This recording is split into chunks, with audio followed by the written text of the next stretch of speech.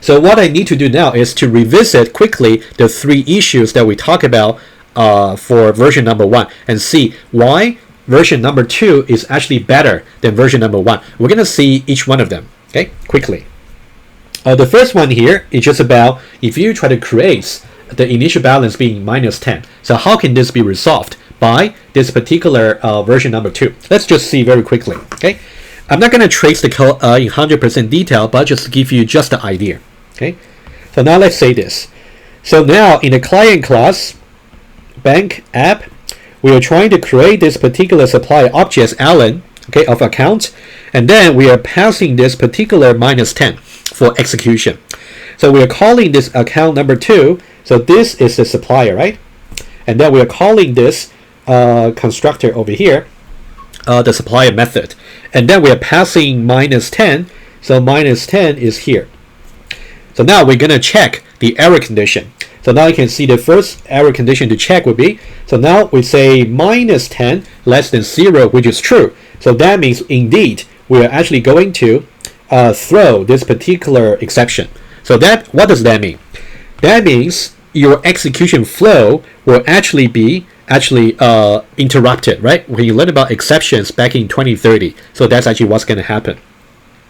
So now, in order to, when we actually try to execute this particular method over here, you want to say this, okay? The implementation of the constructor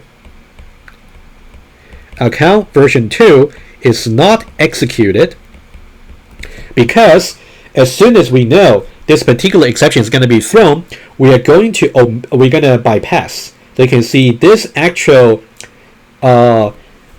initialization for the balance and the owner, they will be bypassed.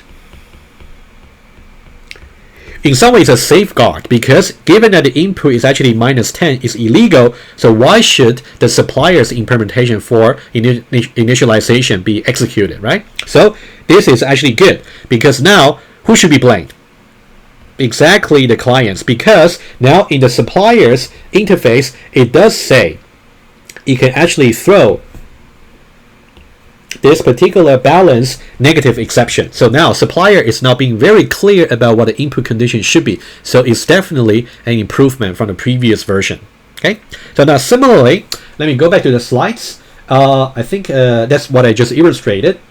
And now you can see that's exactly what I illustrated. So now if the client passes -10, so now you will prevent further operation upon this invalid object because the precondition, well, I shouldn't say precondition, the error condition over here is actually satisfied. So you will actually be prevented from executing this particular implementation. Okay, so that's a good thing. So let's, the other 2 issues are very similar, so I'm going to illustrate them quickly, okay, just for completeness.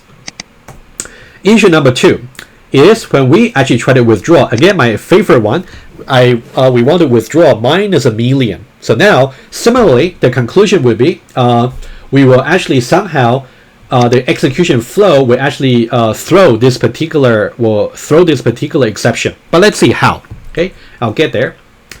And then the conclusion will be the same. Our encoded negated precondition is going to prevent this particular input, invalid input from causing the implementation to execute. But we're going to see how in the iPad. And before I talk about that point, let me illustrate quickly. Let's go to this issue number 2. And let's see. Okay, so let me just make it a little bit bigger for you.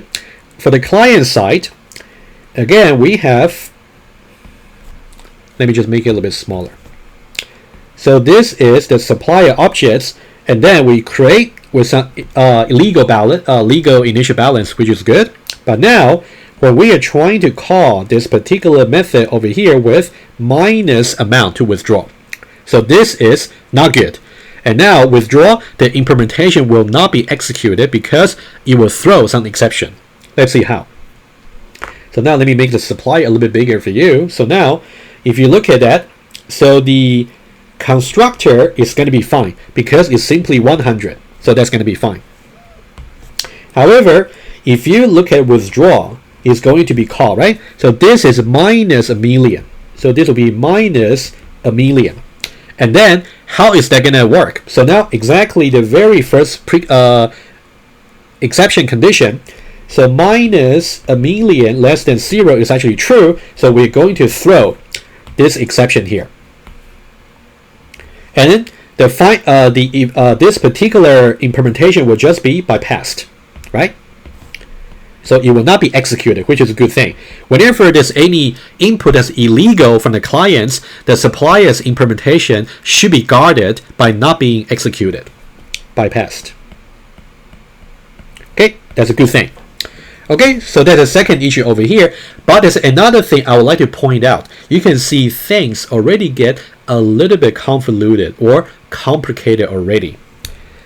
Let's see let me illustrate to you. For the supplier over here, for every precondition, you will have to encode the negated logical negation to be exception condition, right? That's for the supplier. What about for the clients? Because in order for for all the exceptions to appear as part of the interface, here you can see we say for withdrawal, we have to say throws at either this or this. So that means every time you try to call the withdrawal method from the client side, you will have to do try and catch. And that's the catch will specify requirements in Java code, in Java language that you learned in 2030. If you got trouble, please review your notes from the previous course. So now if you look at the client's code, it's actually getting quite complicated because you will need to do this try block over here, and also you got to do the catch, either catch this or you either catch that, or you might catch that. So that's kind of the unnecessary complication that the clients has to pay. Wouldn't it be nice if the clients if the supplier simply specify the precondition without being logically negated, and on the other hand, the clients can simply call the method without having to do try and catch? It would be very nice. So try and catch is very implementation oriented constructs that you should really leave them just for implementation phase. But now we talk about high level design. So that's why Java is not so appropriate for encoding contracts, because you will need to do the try and catch. IFO, on the other hand, is going to support such construct natively. So you will see it's much cleaner for your purpose of learning design. Okay, so that's the second one. And exactly the point I just mentioned. So adding precondition to the supplier will force the client's code to actually get complicated by the try and catch statement because of the catch will specify requirements in Java. So that's really the burden you're forcing the clients to carry, which is not acceptable. So adding clear contracts, for example, the negated precondition, right, in the supplier side, it should not be at the cost of complicating the client's code. So try and catch, again, it's not acceptable. And finally, for the third issue here, it will be very similar, okay, but I just need to talk about it just for completeness. So now, initial balance is 100, and then we're trying to withdraw 150. That's also going to violate some precondition, right? And then it's going to violate this particular one. Right? Let's take a look. And then our conclusion would be it's good because it's going to prevent the implementation for the withdrawal from happening because some exception is thrown. Let's see very quickly about how this might happen. So for issue number 3,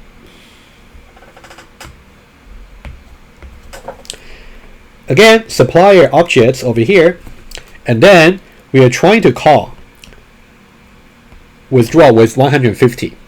150 here, it will satisfy. It will actually satisfy the first precondition, but not the second one. We'll see. And then the current balance for Tom is actually 100, right? And then we are trying to withdraw 150. Let's see how things will work over here. What's going to happen is when we call the withdrawal method over here, we're going to pass 150, right, over here. And then when we check this error condition, 150 less than 0 is actually false. So we do not go to this branch. And then what about the second check? 150 over here is the amount we want to withdraw. What about the balance? Balance, remember, initial balance is simply 100, right? So now 100 less than 150 is true. So that means the error condition is satisfied. Conceptually, the precondition is violated, right? You can see if you actually want to do exceptions in Java, you always have to negate the predicates in order to get a conceptual meaning. Okay, so now that one is going to throw this particular error condition, withdraw amount too large exception. Okay, so now the consequence will be this particular implementation, because the execution flow will be interrupted by the exception. So now this will be bypassed. Okay, so let me just illustrate one more thing for you. So that means while you're calling this method over here, what's going to happen is the execution flow will be interrupted because over here, this particular exception will be thrown. Withdraw amount too large. Withdraw amount too large exception will be thrown. So that's why once it's thrown, the relevant catch block is going to catch it. So it's exactly this catch block is going to catch it. So let me just make this a little bit longer. So it's going to go into this branch, and then it's going to tell you it's illegal, right? So you can see everything works and also makes sense because you're now familiar with Java. However, from the design point of view, it's actually too implementation oriented and also too indirect. So it'll be very nice if everything can be cleaner and much simplified on its interface.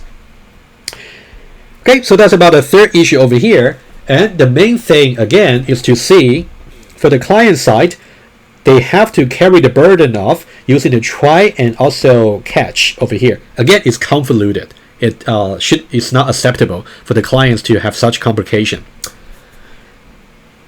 Okay, let me go back here, and then okay, similar point about the try and catch statement burden for the clients.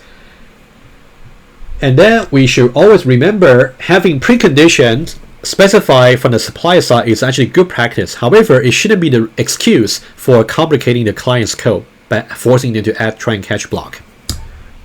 Okay, so we talk about all the three issues over here from the version number 1, and we illustrated all the three issues from the previous version have been resolved using version number 2, where we logically negate the preconditions as exceptions. But now, version number 2 is still not a good design. But why? Well, this kind of revisit the little points I mentioned before. Maybe you have thought about it already. Can we look at line number 13 about this particular exception condition? Okay, we're saying that balance should be less than the amount, right? So now let me go back to the clean version for version 2 over here. Okay. When we talk about this particular, let me just reinforce again. This particular condition over here is the exception condition.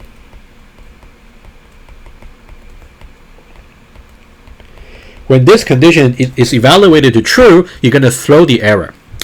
And a little exercise for you if you want to do. What's the corresponding precondition? Under what circumstances should I really serve for this particular scenario? Well, it should be the logical negation of balance less than amount, right? That's kind of the calculation hopefully you will get comfortable with. And that's equivalent to the balance should be, the current balance should be affordable, which means it should be larger than or equal to the amount you're trying to withdraw. So I argue that, hopefully you agree, thinking in terms of the precondition is much more intuitive and more convenient for you when you think about design. So now, in order to say the balance should be affordable, we say this is a precondition, and we encoded it as the this error condition. But now, tell me something.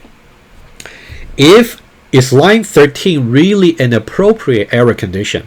Is there any missing case? Let me present my question over here. Is there any missing case such that the missing case is actually going to cause the resulting object value or object states to be invalid. Okay? The answer is yes. Because when we say balance is simply less than amount, only when this is true, we're going to give you the error. But what if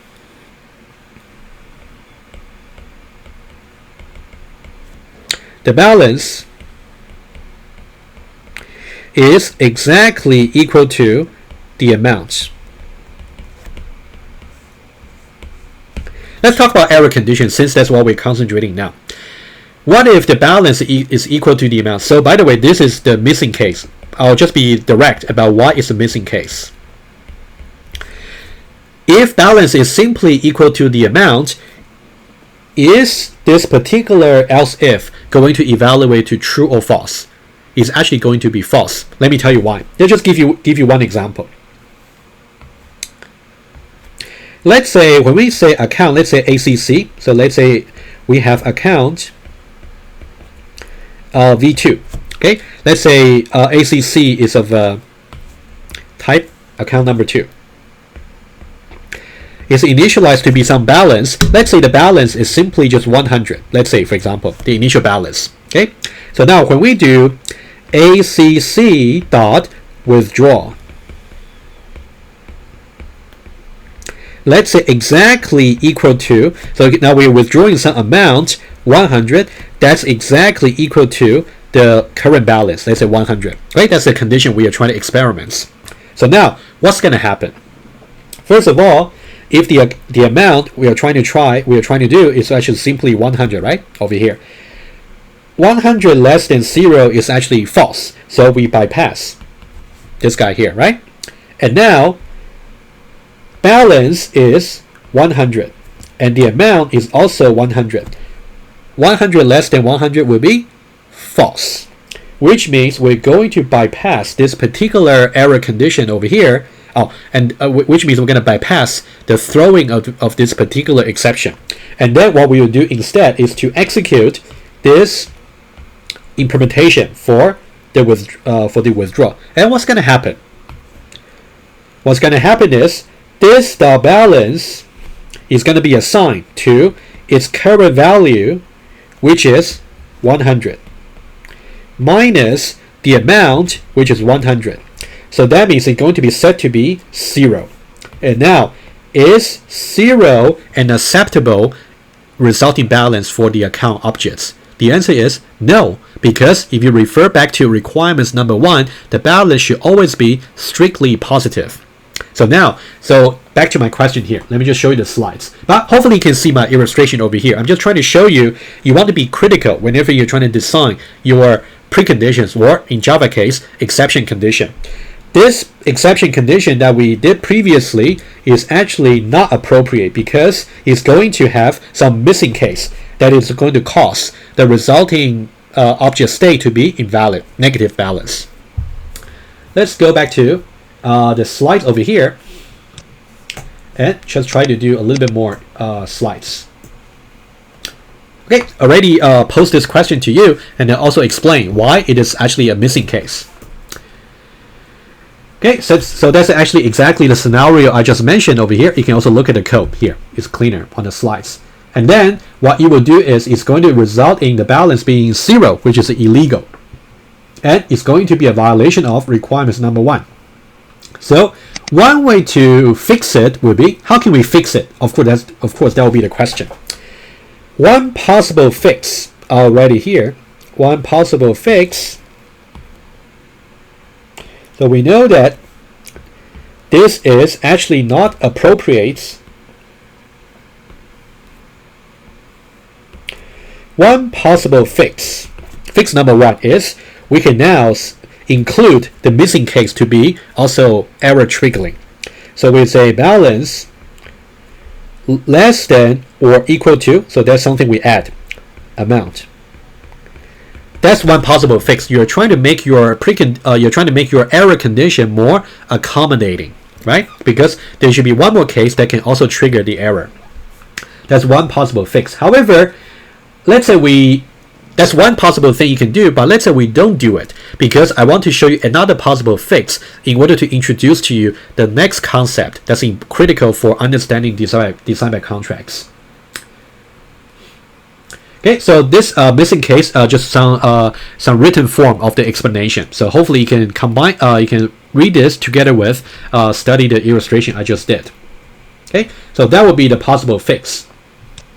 So now, for version number 2, we talk about the preconditions versus its logical negation, namely the exception condition. And then we talk about the client's code being convoluted by the try and catch, and also supplier's code having to say throw exception, throws on its method header, and etc.